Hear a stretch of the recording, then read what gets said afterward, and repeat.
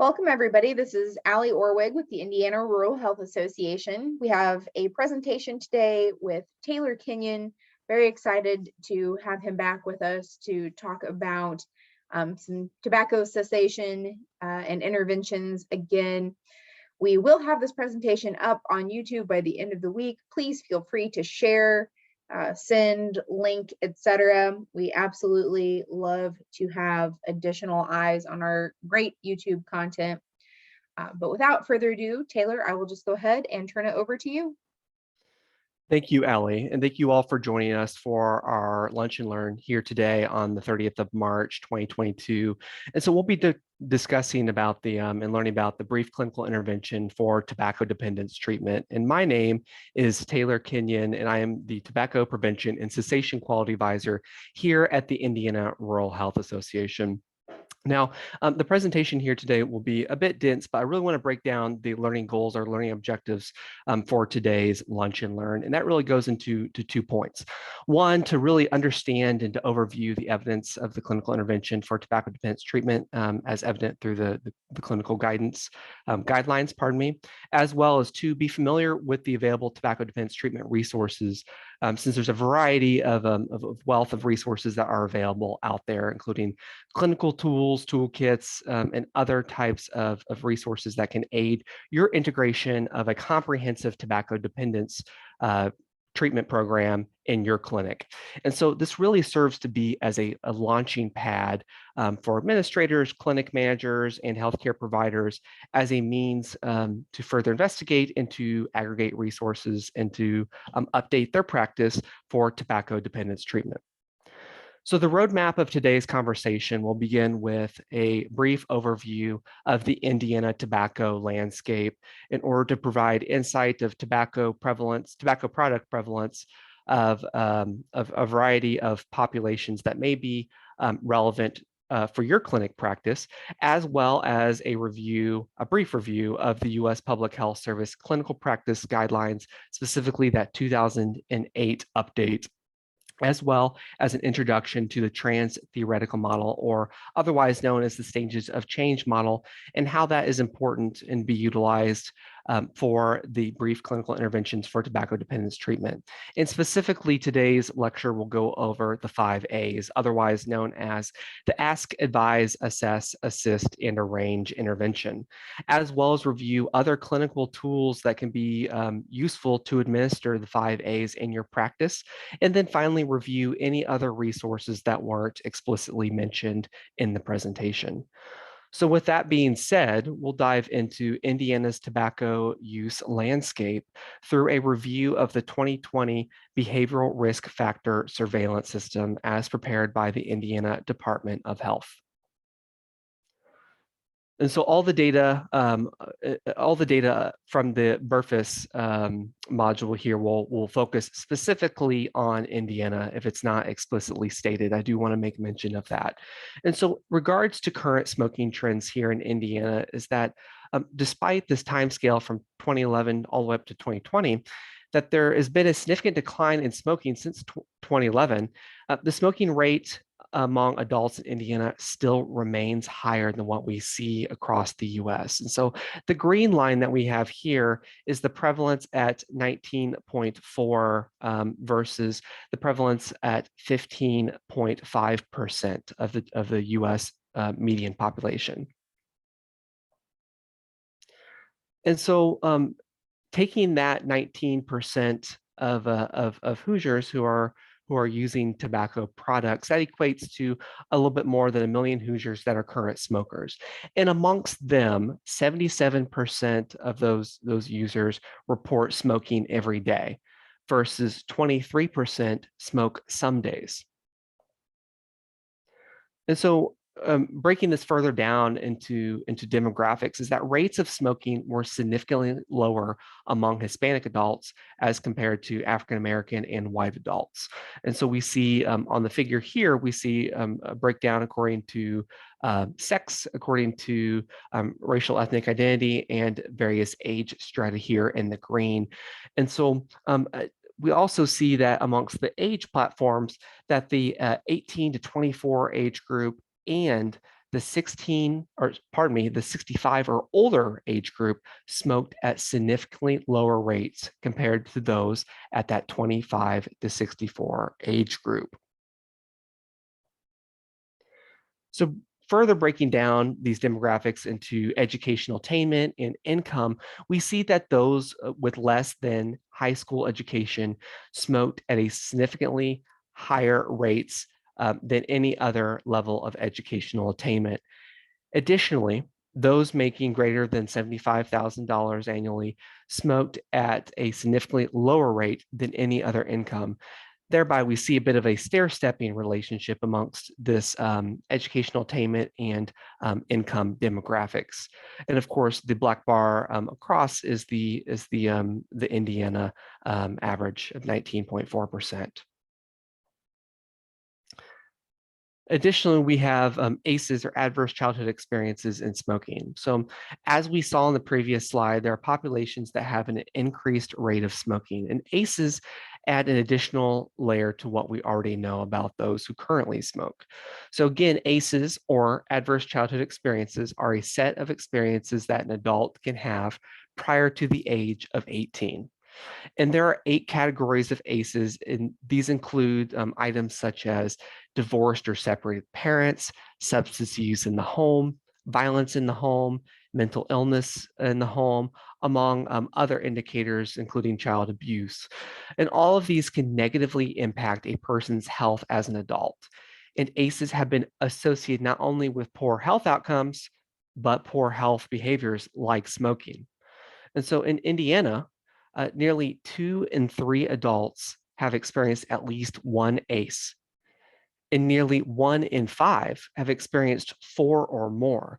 And so, as we can see here with this figure here, is that we see that those experiencing 4 or more ACEs have the highest rate of smoking. And so, it's a rather significant impact to make note of this this indicator for your patient populations as well. Additionally, there's current smoking trends amongst marginalized populations and those groups who are facing disadvantages as well. And so this slide really provides a bit of a breakdown of some of those factors here. And so Hoosier adults who are uninsured or reported 14 or more poor mental health days in a month, or have been diagnosed with depression, reported smoking at significantly higher rates, as you can see on this slide, from mental health days to ever diagnosed with depression, as well as insurance status amongst the other indicators, including LGBTQ and women of childbearing age, as well as women ages of 45 and up. In regards to quit attempts, there's significantly higher proportion of African-American adults who've reported a quit attempt compared to white adults. Again, strata based off of sex, race, ethnicity, and age. And these trends over time have remained relatively consistent, i.e. African-American adults have maintained higher quit attempts compared to the overall population and the white population. And then further diving into this regarding cessation amongst these ever smokers, or more specifically quantifying if they've remained quit or not smoking at time of survey, is that among those reporting ever smoking, more African American adults are reporting quitting and not smoking at all. Now, breaking a little further into specific products, we have smokeless tobacco use, in which a significantly larger proportion of male adults reported current use of smokeless tobacco compared to female adults. And that's what we see here, with men being this orange indicator line at 8.1% in 2020 versus 1.2 of females, and the blue being the overall indicator. And this is still significantly higher than the US median rate, which is at 3.7%. Diving a bit deeper into smokeless tobacco use amongst males, we see amongst race and ethnicity data as well as age strata, we see a higher rates of smokeless tobacco use reported among male adults from 25 to 54 years of age, and a bit of a loose stair-stepping downward as well. As far as current e-cigarette use, we see significantly higher rates of e-cigarette use amongst adults ages 18 to 34, so really prevalent amongst the younger age groups. As well as breaking this down into educational attainment and income as well, we see that the use of e-cigarettes is highest amongst adults with less than a college education and adults making between $15,000 and $24,000 annual income each year. As far as how these trends equate over time, we see that e-cigarette use has significantly increased among adults ages 25 to 34 since 2016, and the age group of 18 to 24 remains that highest group, despite we've seen some decreases from the peak in 2018. Please note that the Burfus e-cigarette tobacco module was not administered in 2019, so there's no data in 2019.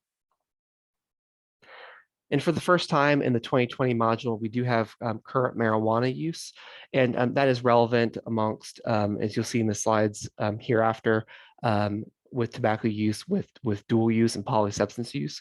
But with this slide, we see that there's significantly higher rates of marijuana use reported by African-American adults, and it decreased similarly with age, a bit of a stair-stepping effect. And we see a significantly lower rates of marijuana use reported among adults who have a college degree, and additionally further decreases with increases in income as well. And so that's really where we get to a bit of that dual use, that polysubstance use, is that we see significantly higher rates of marijuana use reported among adults who also who smoked or also used e-cigarettes as well. So it's could be a key indicator to pay attention to for your patient population. And so altogether, this is what brings down to the key points for the Indiana Burfus data, which I'm not going to repeat verbatim, but I'll keep this for reference for you, going through the topics of current smoking, smoking cessation, smokeless tobacco use, current e-cigarette use, marijuana use, as well as disparities amongst current smoking and e-cigarette use. And so altogether, this data may be relevant to your patient population and ultimately the patients who you see come through your clinic door. And so that's what brings us to the US Public Health Service Clinical Practice Guidelines. And so this is the third publication out, the 2008 update. And so the original was published back in 1996 and was originally based on about 3,000 research articles. This guideline was then revised in 2000, and it added an additional 3,000 articles, making it making the guidelines encompassing a total of 6,000 articles. And then thereafter, in 2008, there was an additional update of 2,700 articles, and altogether, this represents 8,700 tobacco research articles that make up the evidence base that generates the 2008 updated clinical guidelines on tobacco use and dependence. And this latest iteration, this updated, started back in 2006, and the scope remains the same as far as the treatment of tobacco use and dependence. It was opted to build upon the previous evidence and to update rather than a full rewrite. And so it used a very similar process as the previous iterations. And so ultimately it was funded by and had participation by a consortium of 8 governmental and nonprofit and educational organizations that you can see here, including the Agency for Healthcare Research and Quality, the National Cancer Institute, the National Heart, Lung, and Blood Institute, among others. And so the update development process included a few different phases as listed here, really focusing on identifying update topics, as well as a meta-analysis of these topics, as well as assembling a panel and liaison work groups in order to generate the updated content and to establish recommendations and other relevant content that ultimately forms the foundation of that draft text that was peer-reviewed, available for public comment, and ultimately released on May 7th, 2008. And so this really encompasses the resulting 64 suggestions that were ranked and ordered by these panels and work groups in order to provide evidence-based practices amongst tobacco use and dependence, as well as a sufficient and concise manner. And so these topics, these final selected topics, encompass a variety, really a wealth of focus areas with tobacco use and tobacco dependence. It includes evidence on proactive quit lines, combining counseling and medication relative to other counseling, as opposed to using counseling and medication alone. Also Vericlean, various medication combinations, long-term medication use, as well as tobacco use interventions for specific individuals, including those of low socioeconomic status or limited formal education, adolescent smokers, pregnant smokers, individuals with psychiatric disorders, as well as systems level interventions, among many others. And so, as you could tell with these topics, it is a rather comprehensive approach to tobacco dependence treatment. And so, to really distill the takeaway messages from these clinical guidelines, the work group generated 10 findings that can be a bit of an abstract, if you will. And so let's review those here now. And so the first one being that tobacco dependence is a chronic disease that often requires repeated intervention and multiple attempts to quit. Effective treatments exist, however, that can significantly increase the rates of long-term abstinence. 2, it is essential that clinicians and healthcare delivery systems consistently identify and document tobacco use status and treat every tobacco user seen in a healthcare setting. 3, tobacco dependence treatments are effective across a broad range of populations, and clinicians should encourage every patient willing to make a quit attempt to use counseling treatments and medications recommended in the guidelines. 4, brief tobacco dependence treatment is effective, and clinicians should offer every patient who uses tobacco at least the brief treatments shown to be effective in this guideline. 5, individual, group, and telephonic counseling are effective, and their effectiveness increases with treatment intensity. And so 2 components of counseling are especially effective, and clinicians should use these when counseling patients making a quit attempt, and that being more practical counseling, so problem solving and skills training, as well as social supports delivered as part of treatment, and further diving into these key aspects that are important for this behavioral change and cognitive behavioral therapy. 6, numerous effective medications are available for tobacco dependence treatment, and clinicians should encourage their use by all patients attempting to quit smoking, except when medically contraindicated with specific populations, or if there's insufficient evidence of effectiveness, such as pregnant women, for example, or adolescents of the sorts. As well as, do bear in mind, there are 7 first-line medications that are FDA approved and reliably increase long-term smoking abstinence rates: bupropion SR, nicotine gum, inhaler, lozenge, nasal spray, patch, and Vericlean. And patients should consider the use of certain combinations of medications as identified in this guideline, really combining between longer acting medications and short acting medications in order to ensure maximum success during the patient's quit attempt.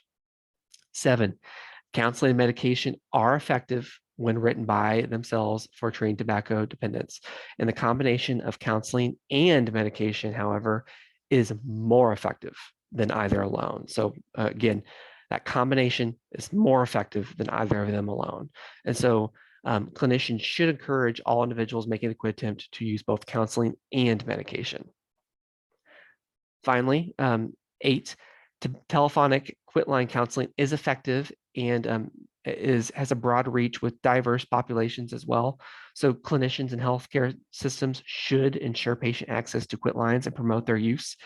9, if a tobacco user is currently unwilling to make a quit attempt, clinicians should use the motivational treatment shown in the guidelines as well to increase future quit attempts. And then finally, 10, tobacco dependence treatments are both clinically effective and highly cost effective relative to interventions for other clinical disorders. And so from that payer perspective, providing coverage for these treatments increases quit rates.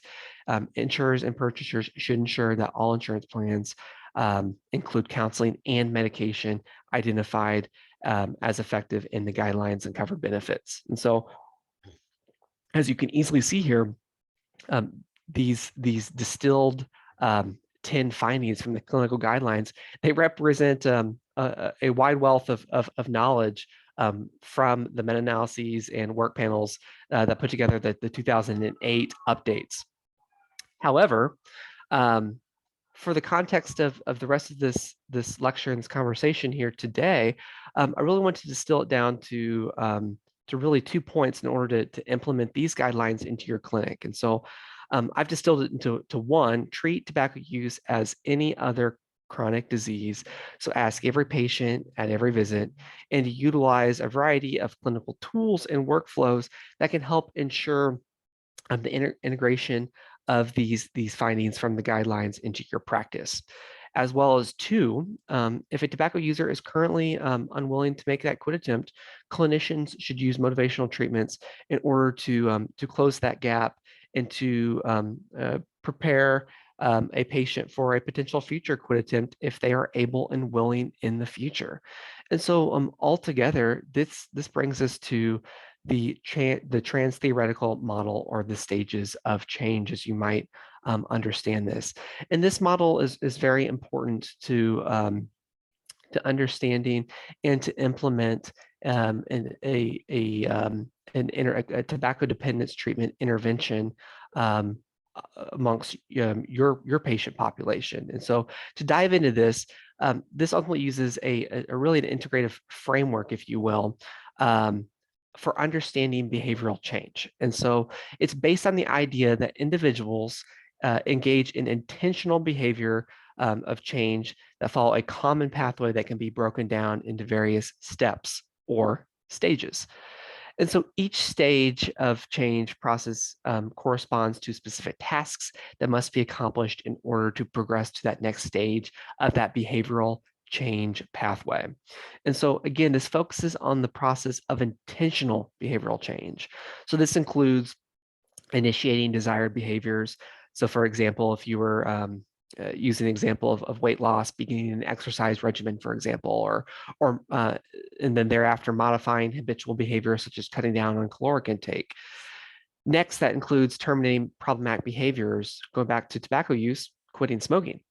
And so the stages of change, or this transtheoretical model, is really a behavioral change process that can be conceptualized as progressing through a series of 5 sequential stages of change. And so each of these stages represents important tasks that an individual needs to accomplish in order to achieve long-term sustained health behavior change, i.e. quitting that tobacco use. And so I have two diagrams that are really showing the same model here, but I think the way that these diagrams are portrayed show different aspects of the transtheoretical model, or stages of change.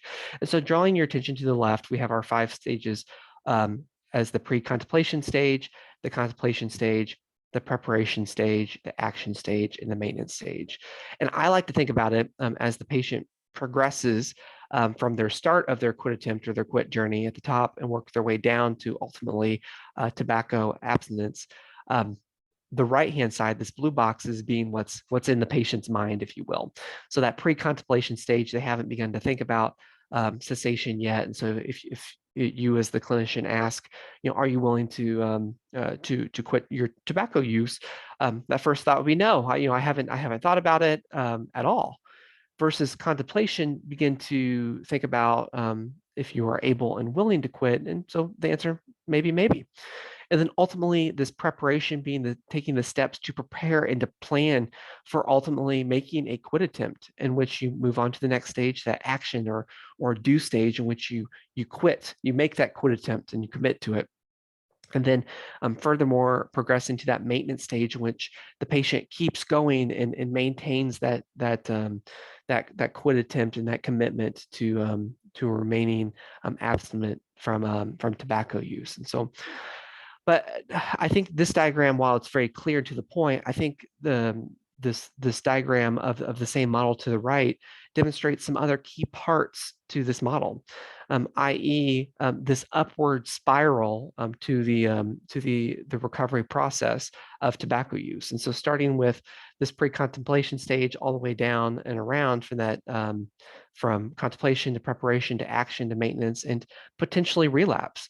And it shows that the patient may enter or exit or move forward or backward in any stage of this model. But regardless of which way the patient heads in this cycle, each and every cycle provides a bit of a teachable moment or a learning example that can inform the next quit attempt. So I think this iteration of this transtheoretical model really drives home that relapse may be a part of the process for the patient and is not a part of failure, but sets the stage for that next quit attempt. So from a more pragmatic standpoint, what made this look like, these stages of change look like in a more concrete manner? And so again, that pre-contemplation stage means the patient, it may have given no thought to quitting tobacco use, maybe has no intention to quit in the near future within the next 6 months. Versus contemplation, that patient has begun to examine their tobacco use and their desire to quit, and is weighing the pros and the cons of quitting tobacco. Versus preparation, the patient has made a commitment to quit, usually in that next 30 days or so, and has begun developing a plan for quitting. Thereafter, that action stage, or has put their plan for quitting tobacco into action. So making that quit attempt and proceeding. And then finally, that maintenance stage, the patient has successfully sustained abstinence from tobacco use for at least 6 months. And so again, that's really what this looks like from your eyes and from the patient's eyes, of how the patient undergoes their quit journey in light of this transtheoretical model, or this stages of change model. And so with all this said and done, let's shift forward into the clinical intervention, and when possible, connect back to the transtheoretical model and other resources. So there are a few resources or a few interventions that are available, but one of the more comprehensive interventions out there is the 5A model. And so successful intervention begins with identifying users, tobacco users, and appropriate interventions based upon the patient's willingness to quit. And so that's what brings us to this 5A intervention. And the 5 major steps of this intervention of the 5As include ask, advise, assess, assist, and arrange. And I think this table here from the American Academy of Family Physicians really outlines these stages of the intervention in a clear and approachable manner. But going through, just from a brief standpoint, we'll dive a little further in the rest of this presentation here today, is that we'll start with ask. And so that's to identify and document tobacco use for every patient at every visit. And so you may wish to develop your own like vital signs or stickers or other processes in your EMR or in your clinic to help ensure that that you as a healthcare provider ask each and every patient at every visit. Next, we have advise. So in a clear, strong, and personalized manner, urge every tobacco user to quit. Next, we have assess. So is the tobacco user willing to make a quit attempt at this time? Or for example, for the ex-tobacco user, how recently did he or she quit, and are there any challenges to remaining tobacco-free in order to ensure that you keep them supported to not only pass their quit attempt, but to further maintain their commitment to being abstinent from tobacco. Next, we have assist. For the patient willing to make that quit attempt, use counseling and pharmacotherapy to help him or her quit. And then finally, arrange, schedule a follow-up contact, whether that be in person or by telephone, and preferably within that first week by that quit date, in order to just further give them support during that potentially stressful time of a quit attempt as well. And the Indiana Tobacco Quit Line as well is another great resource as well to further arrange and refer and to get the patient additional counseling and additional support for their quit journey. So that way it's a completely comprehensive approach to their tobacco dependence treatment. There are a variety of workflows and toolkits that are available for integrating the 5 A's into your workflow. These are just 2 samples, the rightmost being a workflow from the American Academy of Family Physicians, the left coming from the CDC, but they both have a bit of a different focus. And so working from top to bottom on the left, we have our 5 A's in which it provides a simple flow chart of yes or no if the patient consents. So if you as the clinician ask for permission to ask about the patient's tobacco use, if they respond negatively or no, you can again provide a message of prevention and to keep that conversation going and let them know that you'll ask next time as well, just to make sure you're clear and transparent that you query and ask at each and every visit. Same is true as well. If you are able to query and get their tobacco use status and advise them to quit, and they're just not willing or able at that time, you can further provide a motivational message in order to leave the door open for future conversations. And we'll go through a few sample dialogues that can help guide that conversation in the next slides hereafter. And then finally, assist. So provide brief counseling and medication if appropriate, as well as referral to additional resources such as a local tobacco treatment specialist or community program or the Indiana Tobacco Quit Line as well, and provide a bit of a follow-up, whether in person or by telephone as well. On the right-hand side, the American Academy of Family Physicians, this workflow with the 5 A's treats tobacco dependence more as a chronic disease and could be a good way to, or a good way to keep a note in your clinic or your EMR to make tobacco dependence treatment and assessing and asking for tobacco use as critical as assessing vital signs. And so I particularly like this one because it explicitly shows asking and assessing for former smokers and never smokers to ensure that that you are comprehensive with your clinic's commitment to tobacco dependence treatment.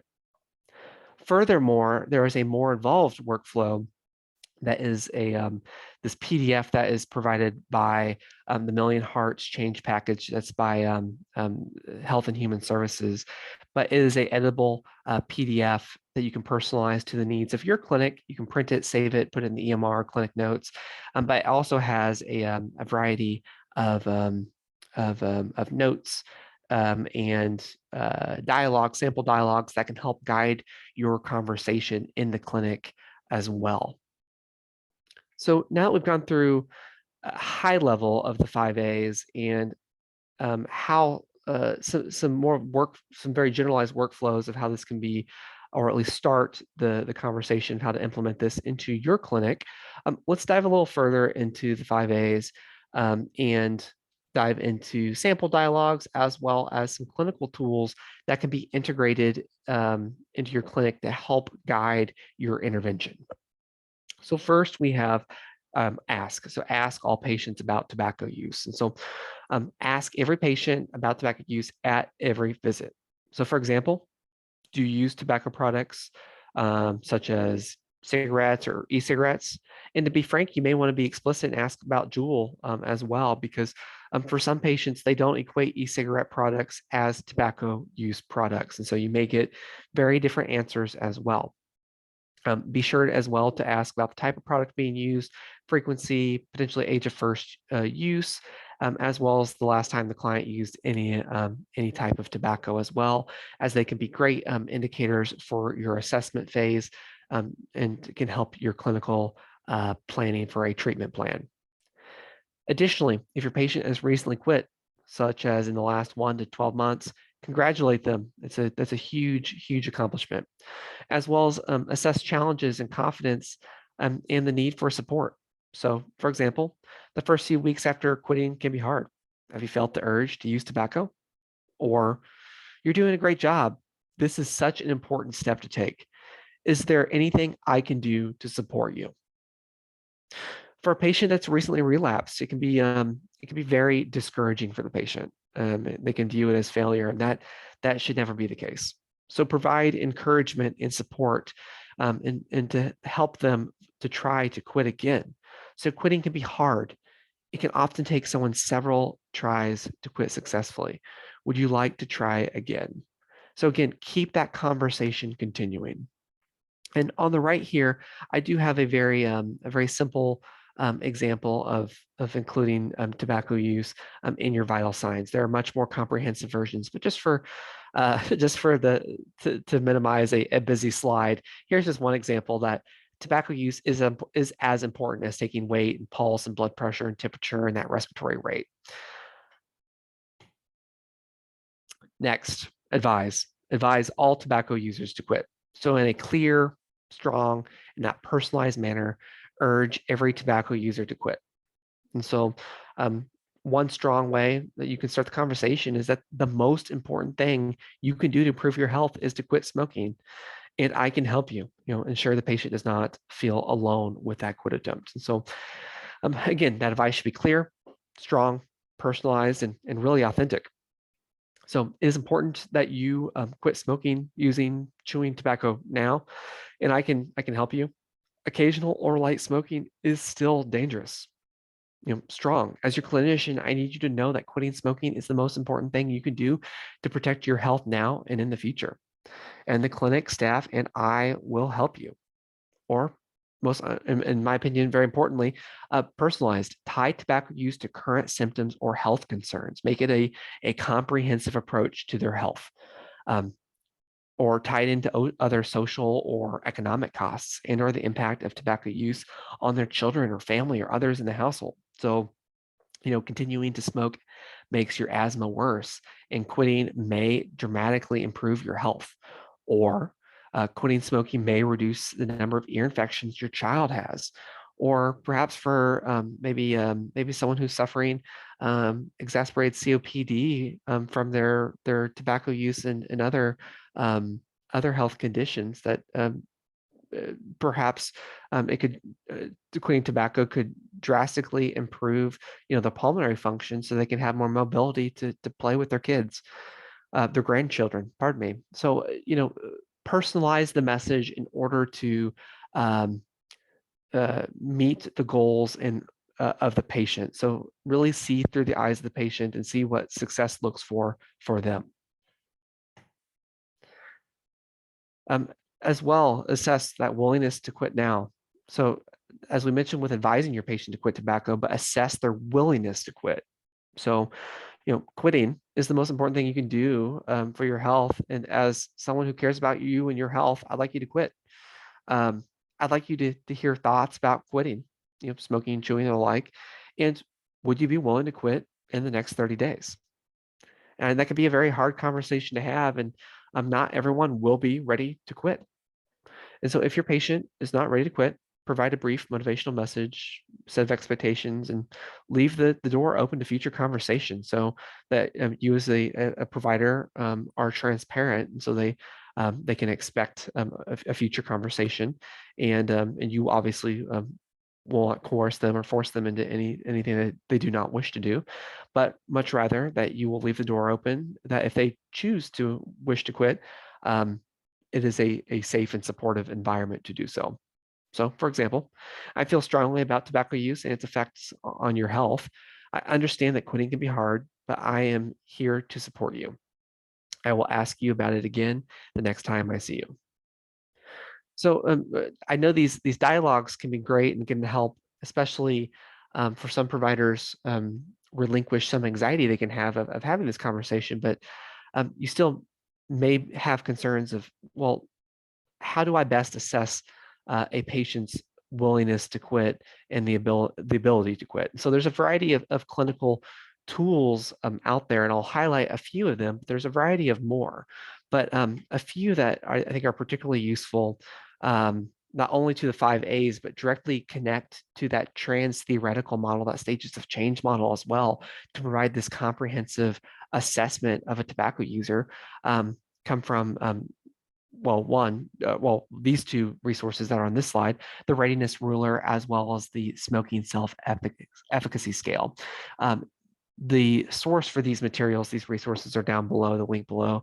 They come from the Maryland Resource Center for Quitting Tobacco Use and Initiation of Tobacco. And it's they're a great resource that really connects this clinical intervention to the stages of change model. But I digress. The readiness ruler here on the left is really a simple Likert scale in which the patient is able to self-report and rank their readiness to quit. So low readiness at 1, 2, 3. So tobacco is not a problem for me. I don't want to quit. It's a total waste of my time to try to quit. Versus here at 8, 9, 10, I'm ready to quit yesterday. Type of enthusiasm. So this helps from a provider standpoint understand where the patient sets for their willingness to quit. However, that's not the only piece that needs to be considered. There's also the patient's reported ability to quit, or that self-efficacy to quit. And so there's a great assessment tool here in which the patient is able to rank their ability, their confidence of not to smoke in certain situations, such as with friends at a party, or when they first get up in the morning, or when they get anxious or stressed, or when they have coffee or talking and relaxing. So this can be scored and can provide an assessment of how able a patient is or how much, or how the efficacy, I should say, of a patient for ability to quit. And so altogether, you can get their willing and ability to quit for a quit attempt, and this can directly connect to the guidance from other tools and platforms in order to guide the types of strategies, whether it be social behavioral or when to set that quit date, or even perhaps some of the pharmacotherapy options as well. So diving a bit deeper into some of these other assessment tools, we have the Fagerstrom tool for nicotine dependence here on the left, and that is another evaluated tool. The review is posted down below if you care to see the evidence, but a very popular tool for assessing a patient's level of dependence on nicotine.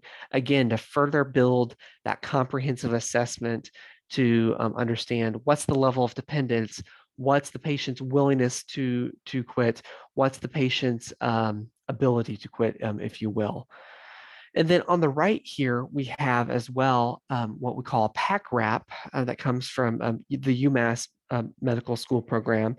And this pack wrap is something that can be printed off by the patient or by the clinic and given to the patient, in which they wrap it around, for example, their cigarette pack.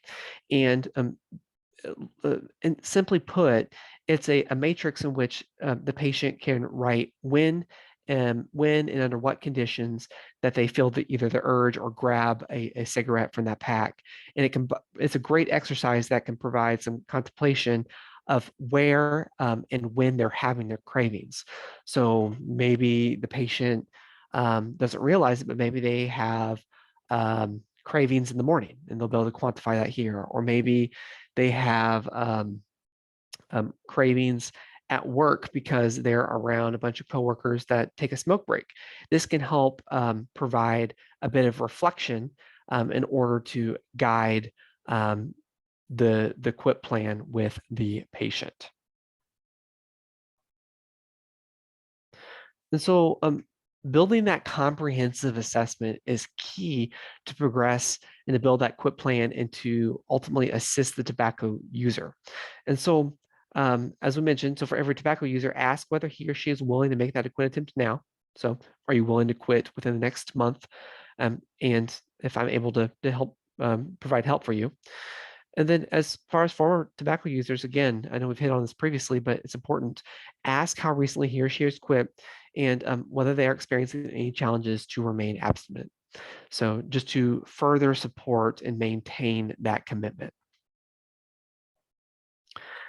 And then further on in the assist stage is that as the provider can provide and document brief tobacco cessation counseling, either a brief 1 to 3 minute intervention or a 3 to 10 minute more intensive intervention, in which in that intervention set a quit date within that 30 days, review past quit attempts, including counseling and medications used, as well as discussing potential withdrawal symptoms and coping strategies to ensure that the patient is aware of the potential challenges and barriers when they go about their quit attempt, as well as triggers and other coping strategies. And so with this, I think this is a particularly great few tables that come from the CDC's Healthcare Provider Conversations Guide for Tobacco Treatment Dependence, or Tobacco Dependence Treatment. On the left being a table of withdrawal symptoms and other coping strategies, from things such as anxiety and irritability that the healthcare provider should inform the patient being a possibility. And I'm advising them to have exercise, even a 5-minute walk, clear their mind, get those anxious feelings or jitters or irritability out, or contact a friend for support, or take a few slow, deep breaths to recenter themselves, or chew some sugar-free gum, as well as insomnia and sleep problems. So avoiding caffeine in the late afternoon or evening, because nicotine can interfere and alter caffeine metabolism, as well as exercising or go to sleep and wake up on a regular, consistent schedule.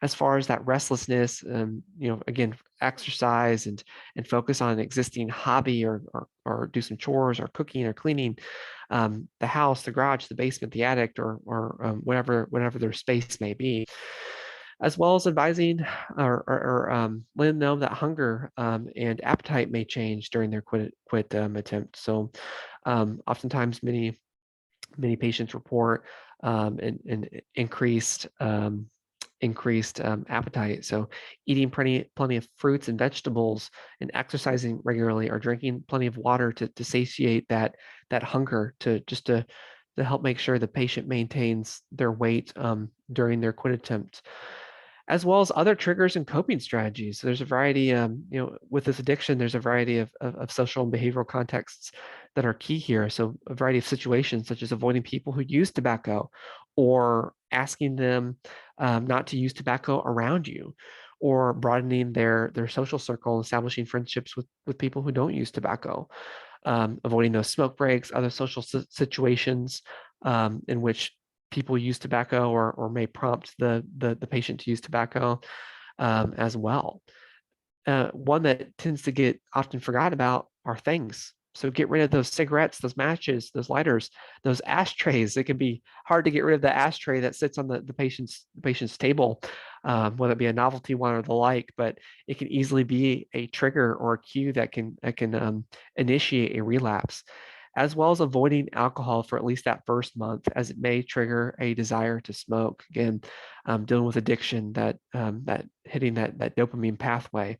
So avoiding alcohol is a sets one up for success for that quit attempt, as well as developing other ways to manage stress, such as going for a walk or the like, or other types of coping strategies.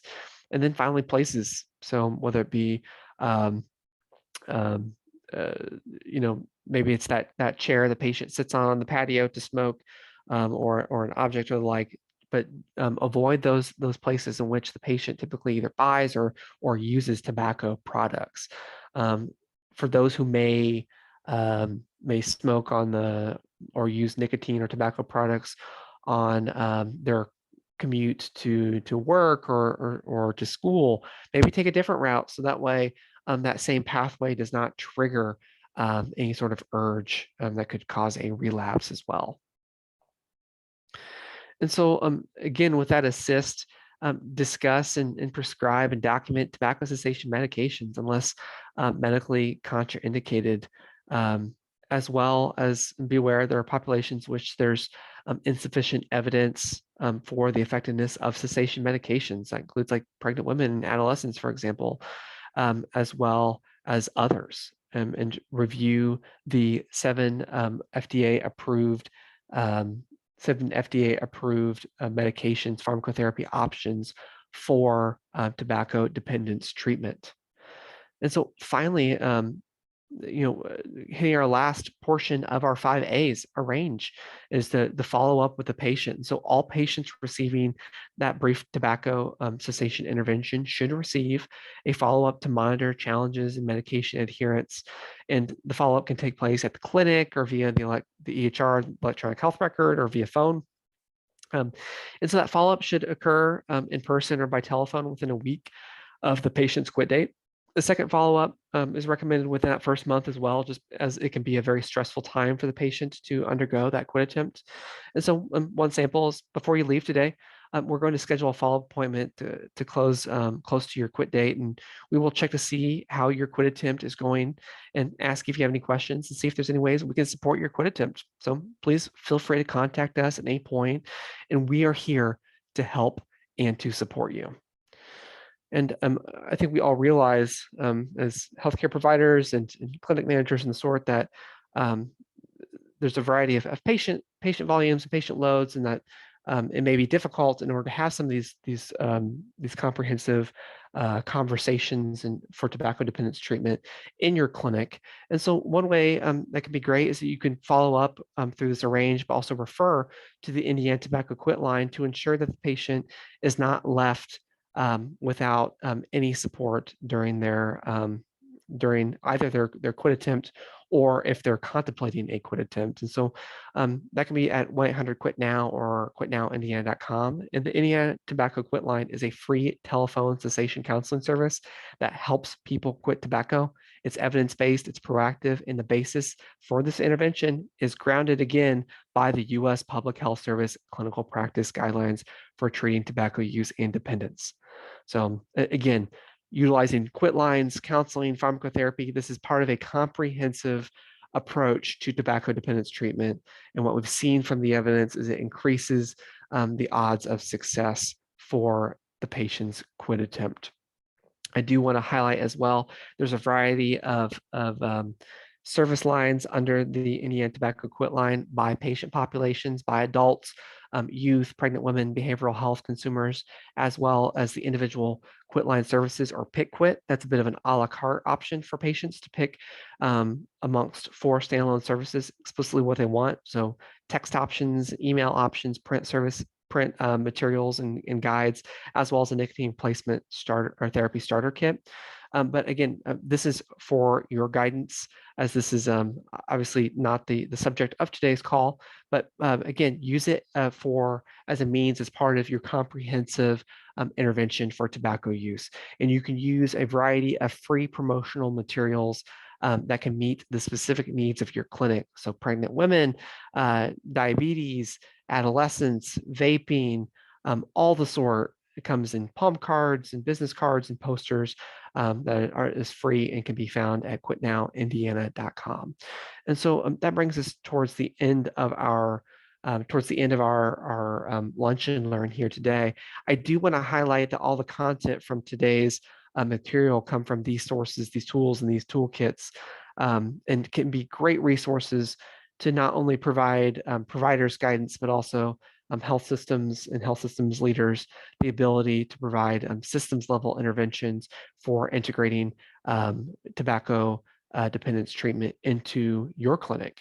And so again, feel free to peruse these resources as well as some of the other resources I've already highlighted, such as this tobacco protocol that can be adapted to your clinic, as well as a variety of references to ICD-10 codes, other SNOMED codes, and other guidance that can be very useful for you in the clinic room, as well as other materials as well for further refreshers on the 5A's model, overviews of the FDA-approved tobacco cessation medications, contraindications, and the like, and other implementation guides.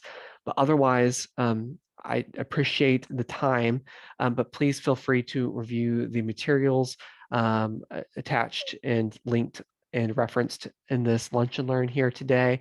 But I do want to make mention that this is a primer. This is your launching pad for integrating tobacco dependence treatment in your clinics. There's a variety of other materials out there that we didn't have time to highlight today. If you have any interest in those or want to have more conversations, please feel free to reach out to me. My contact emails at the beginning of this slide, as well to other tobacco partners around the state. But otherwise, thank you, and I appreciate it. Thank you, Taylor. I haven't seen any questions come in. We can give it just a minute here, but we do very much appreciate all the information. Again, extremely thorough presentation. We will have this up by the end of the week on our YouTube channel. Thank you, Allie.